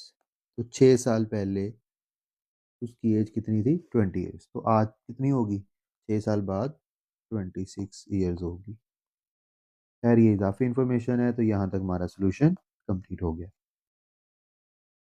नेक्स्ट हमारे सामने है क्वेश्चन नंबर 7। क्वेश्चन नंबर 7 में कह रहा है मिरहा bought a toy for rupees 1500 and sells it for rupees 1520। तो ये जो हमने रियल लाइफ एप्लीकेशंस पढ़ी थी रियल नंबर्स की, तो उसमें ये शॉपिंग वाला पोर्शन है। अब क्या करना है, हमने हमने प्रॉफिट परसेंटेज फाइंड करना है। प्रॉफिट परसेंटेज का पहले हम फॉर्मूला डिस्कस करते हैं, फिर हम नीट में वर्क करते हैं। प्रॉफिट परसेंटेज इसके इक्वल होती है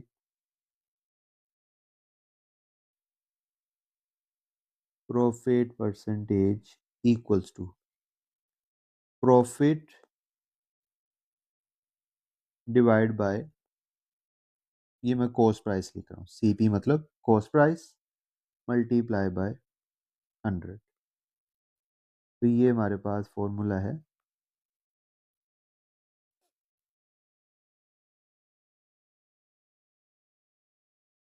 ये हमारे पास फॉर्मूला है इसको फाइंड करने का, प्रॉफिट परसेंटेज। तो इसके लिए हमारे पास प्रॉफिट होना चाहिए, कॉस्ट प्राइस होनी चाहिए, उन दोनों को डिवाइड करके मल्टीप्लाई बाय 100 कर देंगे तो हमारे पास आंसर आ जाएगा। अब इसी को हम नीट में लिखते हैं। पहले तो ये जो हम चीज़ खरीदते हैं वो दरअसल वो क्या होती है, वो होती है कॉस्ट प्राइस, और जो हम बेचते हैं वो होती है सेलिंग प्राइस या सेल प्राइस भी कहते हैं। तो यहाँ पर जो हमें कॉस्ट प्राइस गिवन है वो क्या गिवन है? 1500। और जो हमारे पास सेल प्राइस है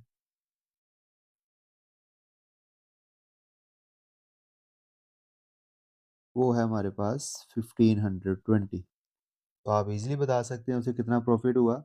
उसे प्रॉफिट हुआ 20 रुपीज़ का, लेकिन हम प्रॉफिट को कैलकुलेट भी कर सकते हैं। प्रॉफिट इक्वल होता है sale price minus cost price. तो सेल प्राइस है हमारे पास 1520 और कॉस्ट प्राइस है हमारे पास 1500। दोनों को माइनस कर देंगे तो इसका मतलब प्रॉफिट हमारे पास कितना आ गया? 20। तो अब जो फॉर्मूला की रिक्वायरमेंट्स हैं वो हमारे पास पूरी हो गई। हमें प्रॉफिट चाहिए था, प्रॉफिट निकल आया।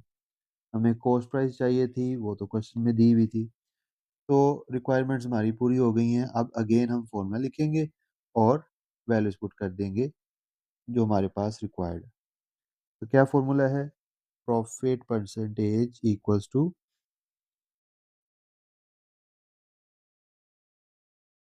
ये परसेंटेज की शॉर्ट फॉर्म होती है, percentage equals to profit over cost price multiply by 100%। अब प्रॉफिट हमें कितना हुआ है? प्रॉफिट की वैल्यू है हमारे पास 20, तो प्रॉफिट की जगह लगा देंगे 20। और कॉस्ट प्राइस कितनी थी हमारी? कॉस्ट प्राइस क्वेश्चन में गिवन थी हमें 1500 की, उसने टॉय कितने का खरीदा था? 1500 का। तो ये आ जाएगा मल्टीप्लाई बाय 100। तो इसकी कटिंग या कैलकुलेशन जैसे भी आप करना चाहें कर सकते हैं। पहले आप डिवाइड करके मल्टीप्लाई कर लें 100 से, वो भी ठीक है। या अगर आप कैलकुलेशन करना जानते हैं तो इजीली आपको नज़र आ जाएगा कि ये दो जीरो से कैंसिल हो जाएंगे। इसकी लॉजिक क्या होती है पीछे, कि एक तरह का ये 100 है और ये 1500 है। तो 100 वन जार 100, 100 15 जार 1500। तो इसी वजह से हम दो जीरो कैंसिल करते हैं तो क्या रह जाएगा? वैसे भी 15 रह जाएगा, तो हम इसको ऐसे भी समझ सकते हैं। अब रह गया मेरे पास 20/15। इसकी डेसिमल में वैल्यू होगी और इसकी भी मजीद कटिंग हो जाती है। 5 3 jar 15,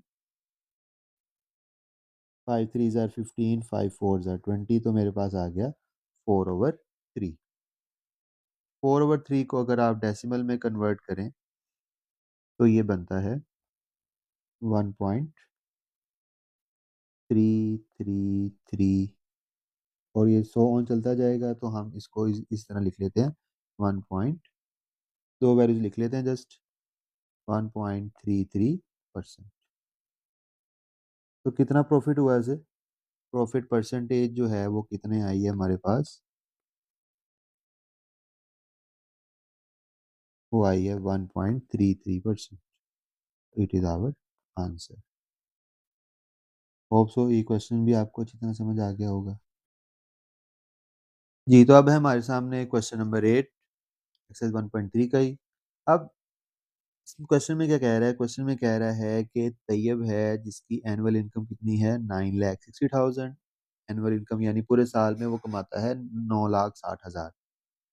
while the exempted amount is rupees 1,30,000। exempted amount क्या होती है इसकी डिस्कशन अभी करते हैं, पहले क्वेश्चन समझ लें। how much tax would he pay at the rate of 0.75%। ये अगर रेट हो यानी इतना टैक्स, इतने परसेंट टैक्स पे करना है तो टैक्स की अमाउंट कितनी होगी। अब ये बात कर लेते हैं एग्जेम्प्टेड अमाउंट, ये क्या होती है? ये ऐसी अमाउंट होती है जो टैक्सेबल नहीं होती, यानी नॉन टैक्सेबल कह सकते हैं इस पे टैक्स अदा नहीं करना होता। यानी कि ये जो हम उसकी टोटल इनकम है 9,60,000, उसमें से जो ये अमाउंट है ना, इस पे टैक्स नहीं लगना। बाकी जो अमाउंट बचेगी उस पे टैक्स लगेगा। 9,60,000 में से जो 1,30,000 सब्ट्रैक्ट करके बाकी जो वैल्यू बचेगी उस पे टैक्स लगेगा। जो 9,60,000 है इस पूरे पे टैक्स नहीं लगेगा, क्योंकि ये वाली जो अमाउंट है ये एग्जेम्प्टेड अमाउंट है, हमने टोटल में से निकाल देनी है। तो सॉल्यूशन में अब हम कर चलते हैं। पहले तो डेटा जो क्वेश्चन में गिवन है उसको अपने अल्फाज में लिखते हैं। एनुअल इनकम हमें दी हुई है 9,60,000। मैं कोमा का यूज नहीं कर रहा क्योंकि कैलकुलेशन में जरूरत नहीं है उसकी। फिर एग्जेम्प्टेड अमाउंट हमें दी हुई है 1,30,000। 1,30,000 हमें एग्जेम्प्टेड अमाउंट दी हुई है। तो अब हमने जो बाकी अमाउंट है वो फाइंड करनी है। तो कैसे कैलकुलेट करेंगे? हम रिमेनिंग अमाउंट 9,60,000 में से 1,30,000 माइनस कर देंगे। यानी कि ये वाली जो है ये हमारी टोटल अमाउंट है, ये वाली वो अमाउंट है जिस पे हमने टैक्स नहीं देना। तो ये वाली जो अमाउंट आ जाएगी ये वो अमाउंट आ जाएगी जिस पे हमने टैक्स पे करना है, या दूसरे अल्फाजों में से टैक्स एबल अमाउंट भी कह सकते हैं कि जिसमें से टैक्स जाएगा। अब माइनस करें तो माइनस करने से आ जाता है 9,60,000 माइनस 1,30,000 इक्वल्स टू 8,30,000। तो अब ये वो अमाउंट है जिस पर से मैंने टैक्स पे करना है। कितना पे करना है? 0.75%, जो कि क्वेश्चन में हमें दिया हुआ है। अब दरअसल हमने इस अमाउंट का 0.75% फाइंड करना है। तो इसका मतलब परसेंटेज वाला क्वेश्चन आ गया। अब परसेंटेज या टैक्स कैसे फाइंड करेंगे, इसका भी रिलेशन पहले समझ लें। क्या रिलेशन है इसका? टैक्स परसेंटेज इक्वल होगी टैक्स की जो अमाउंट है वो डिवाइड बाय वो अमाउंट जो जिस पर से हमने टैक्स पे करना है, और मल्टीप्लाई बाय 100। ये हमारे पास, इसको परसेंट भी लिख सकते हैं। तो ये हमारे पास फॉर्मूला है। तो अगर आप गौर करें तो ये लास्ट क्वेश्चन, क्वेश्चन में 7 की तरह का फॉर्मूला नहीं है। जितनी भी परसेंटेज के फॉर्मूलाज हैं वो हमेशा इसी तरह ही होंगे कि ऊपर हमारे पास रिक्वायर्ड वैल्यू होगी, जैसे पिछले पिछले क्वेश्चन में ऊपर प्रॉफिट था, और नीचे टोटल वैल्यू होगी मल्टीप्लाई बाय 100। इधर क्या आ जाएगा? जो भी परसेंटेज है वो आ जाएगी। क्योंकि यहाँ पर हमने टैक्स परसेंटेज फाइंड करनी है तो हमने डाटा उसके मुताबिक लिखा है। तो हमें टैक्स फाइंड करना है, तो टैक्स फाइंड करने के लिए जो वैल्यूज हैं वो हमारे पास क्या क्या हैं? एक वैल्यू है टैक्स परसेंटेज की जो कि हमें क्वेश्चन में दी हुई है 0.75%। 0.75% टैक्स की अमाउंट हमने फाइंड करनी है, तो टैक्स एज इट लिख देते हैं। अमाउंट जिसमें से टैक्स फाइंड करना है वो कौन सी अमाउंट है? वो हमारे पास 8,30,000 मल्टीप्लाई बाय 100। तो लास्ट टाइम की तरह जैसे 2 जीरो हमने कैंसिल किए थे, इसकी लॉजिक मैं लास्ट क्वेश्चन में समझा चुका हूँ। तो इस केस में अब ये आ जाएगा टैक्स डिवाइड बाय 8,300। अब 8,300 रह गया, तो 8,300 यहाँ पर हो रहा है डिवाइड तो लेफ्ट साइड पर जाकर क्या हो जाएगा, मल्टीप्लाई, यानी आ जाएगा 0.75%, 0.75 टाइम्स 8300। तो इसको कैलकुलेट कर लें तो हमारे पास आंसर आ जाएगा 6225। यानी हम पूरे 8,30,000 में से कितना टैक्स पे करेंगे, 606,225 रुपीज़। तो टैक्स की जो अमाउंट आ गई है वो कितनी आई है, 6,225 रुपीज़। इतना टैक्स हम पे करें। It is our required. Hope so ये क्वेश्चन भी आपको अच्छे समझ आ गया होगा। अब है हमारे सामने क्वेश्चन नंबर 9, जो कि एक्सरसाइज 1.3 का लास्ट क्वेश्चन है। क्वेश्चन में कह रहा है find the compound markup on rupees 3,75,000 for 1 year at the rate of 14% compounded annually. अच्छा जी, क्वेश्चन में कंपाउंड मार्कअप का जिक्र है। कंपाउंड मार्कअप क्या होता है, पहले तो हम इसको डिस्कस करते हैं, और ये भी रफ वर्क है, नीट वर्क हम बाद में। फर्ज कर लें कि बैंक में आपने कुछ अमाउंट सबमिट करवाई है, जैसे क्वेश्चन में दी हुई है 3,75,000। तो बैंक के साथ कोई परसेंटेज हमारी सेट हो जाती है, जैसे यहाँ पर 14% के मुताबिक हमें क्या होगा, हर साल मिलेगा। जैसे कि छोटे एग्जांपल ले लेते हैं, आप 1,000 रुपीज़ बैंक में जमा करवाते हैं और उसका 14% हर साल आपके अकाउंट में ऐड हो जाएगा। तो 14% ऐड होने के बाद ये अमाउंट बन जाएगी 1,140। यानी इसका 1,000 का 14% जो है वो 140 बनता है, तो 1,000 140 ऐड कर ले तो कितना हो जाएगा, 1,140। तो ये प्रोसेस होता है मार्कअप का। ये भी बात की है मैंने जस्ट मार्कअप। कंपाउंड मार्कअप क्या होता है, कंपाउंड मार्कअप यहाँ पर लिखा हुआ है कंपाउंडेड एनुअली। एनुअली मतलब साल बाद ही आपकी अमाउंट ऐड होगी।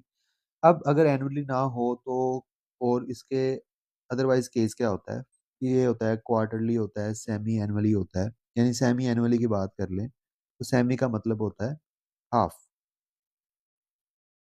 तो इसका मतलब है कि half of year, half of year यानी 6 मंथ। अब इसका मतलब है कि अगर आप 1,000 रुपया बैंक में सबमिट करवा रहे हैं, इन्वेस्ट कर रहे हैं, ठीक है, उसमें एक साल बाद 140 रुपीज़ ऐड होने हैं।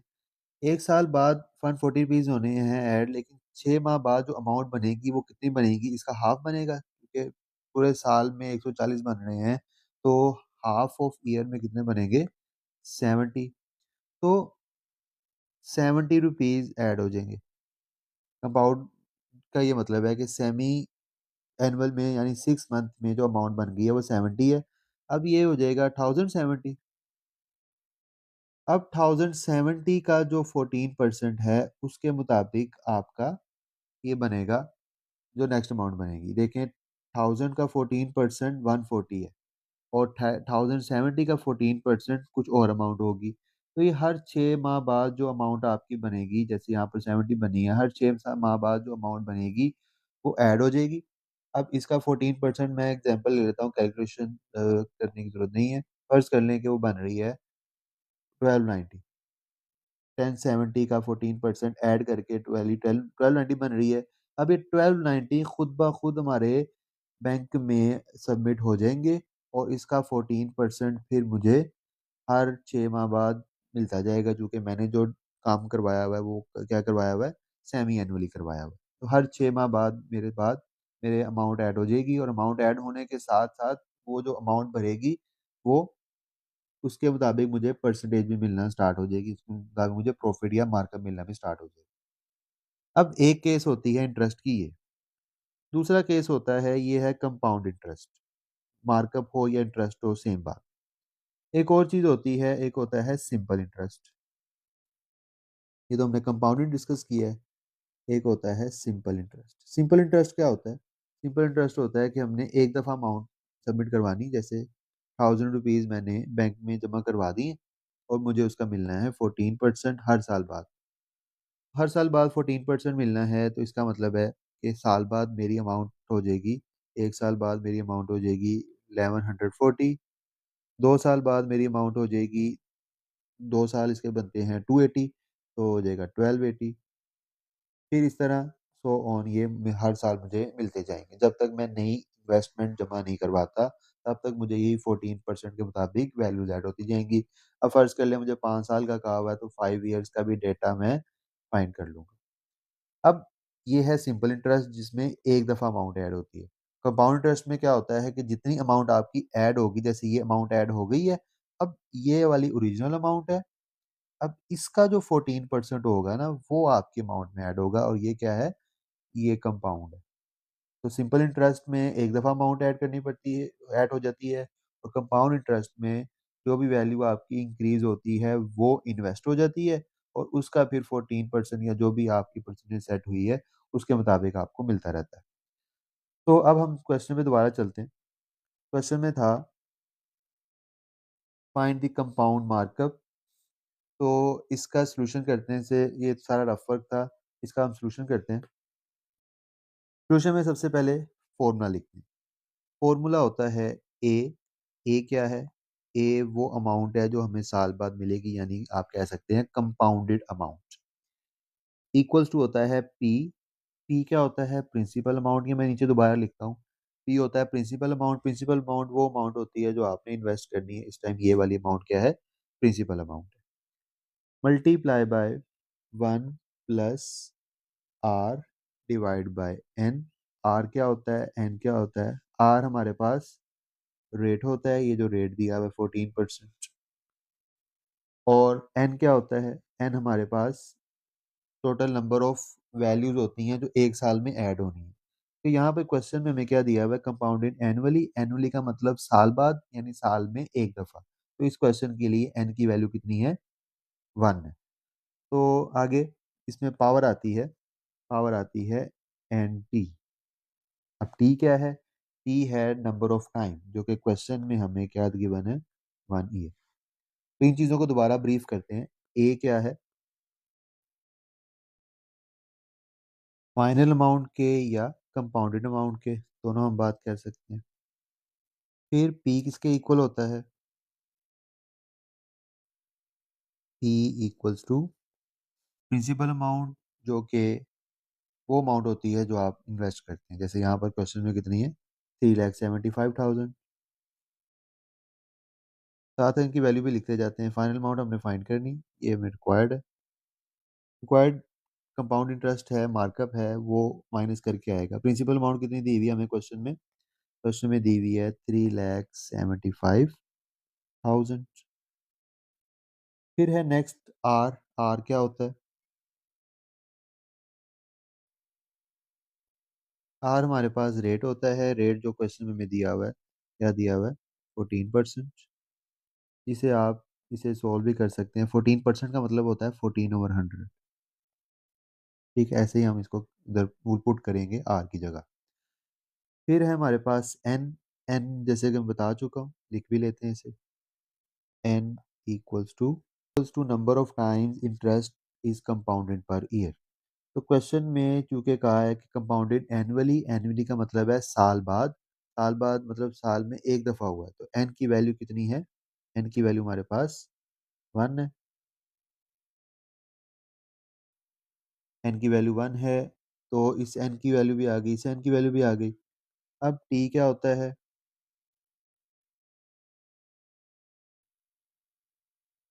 T, T number of years होते हैं जो हमारे पास, नंबर ऑफ ईयर्स।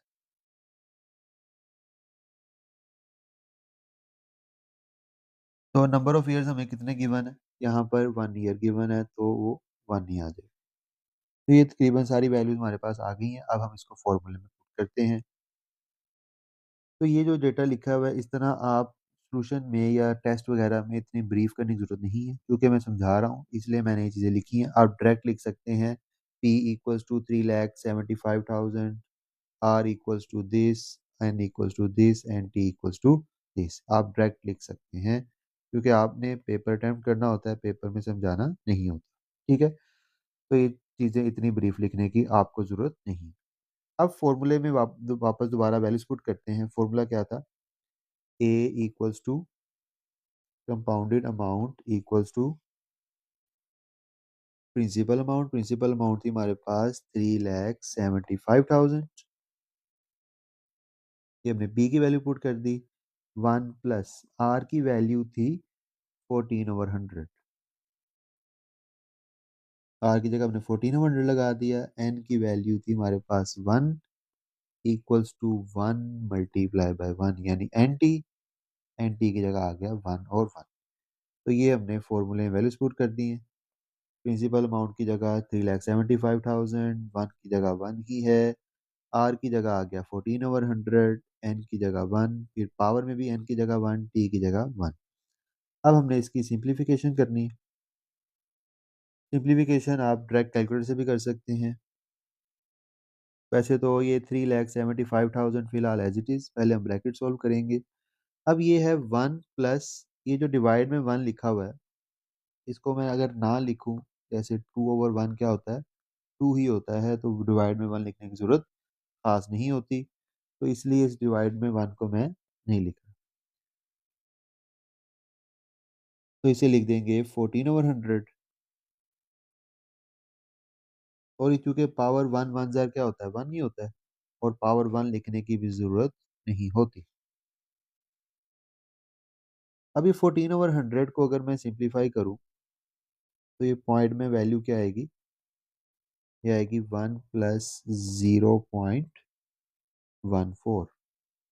ठीक है, आप कैलकुलेटर से चेक भी कर सकते हैं। अब इसको दोनों अमाउंट्स को ऐड करो, तो ये बन जाएगा 3,75,000 एज इट इज।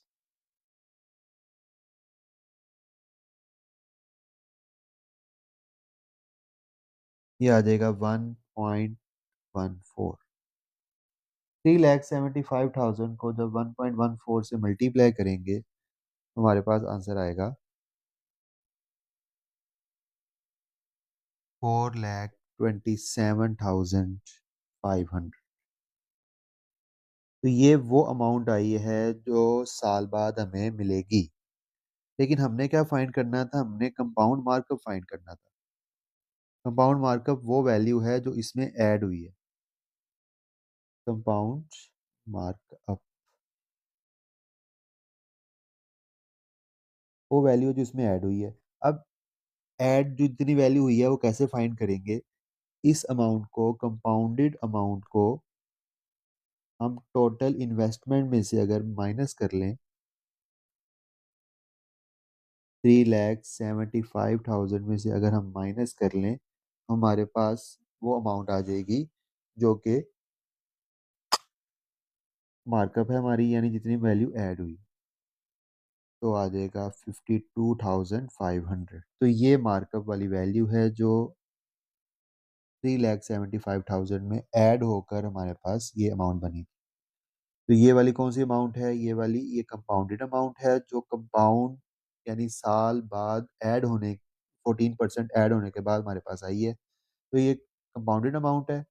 और ये वाली कौन सी अमाउंट है? ये वो अमाउंट है जो ओरिजिनल अमाउंट में इन्वेस्टमेंट में ऐड हुई है। तो हमने दरअसल कंपाउंड मार्कअप फाइंड करना था। कंपाउंड मार्कअप वो वैल्यू होती है जो हमने जो साल बाद हमारे अमाउंट में ऐड हुई है। तो ये वो आंसर है हमारा 52,500। इसी के साथ हमारी एक्सरसाइज 1.3 कंप्लीट हो गई है। और इसके रिलेटेड कोई क्वेश्चन होगा तो आप लाजमी कमेंट में पूछिए, इंशाल्लाह आपको आंसर किया जाएगा जल्द से जल्द। मिलते हैं नेक्स्ट वीडियो में। दुआ में याद रखिएगा। अल्लाह हाफिज़।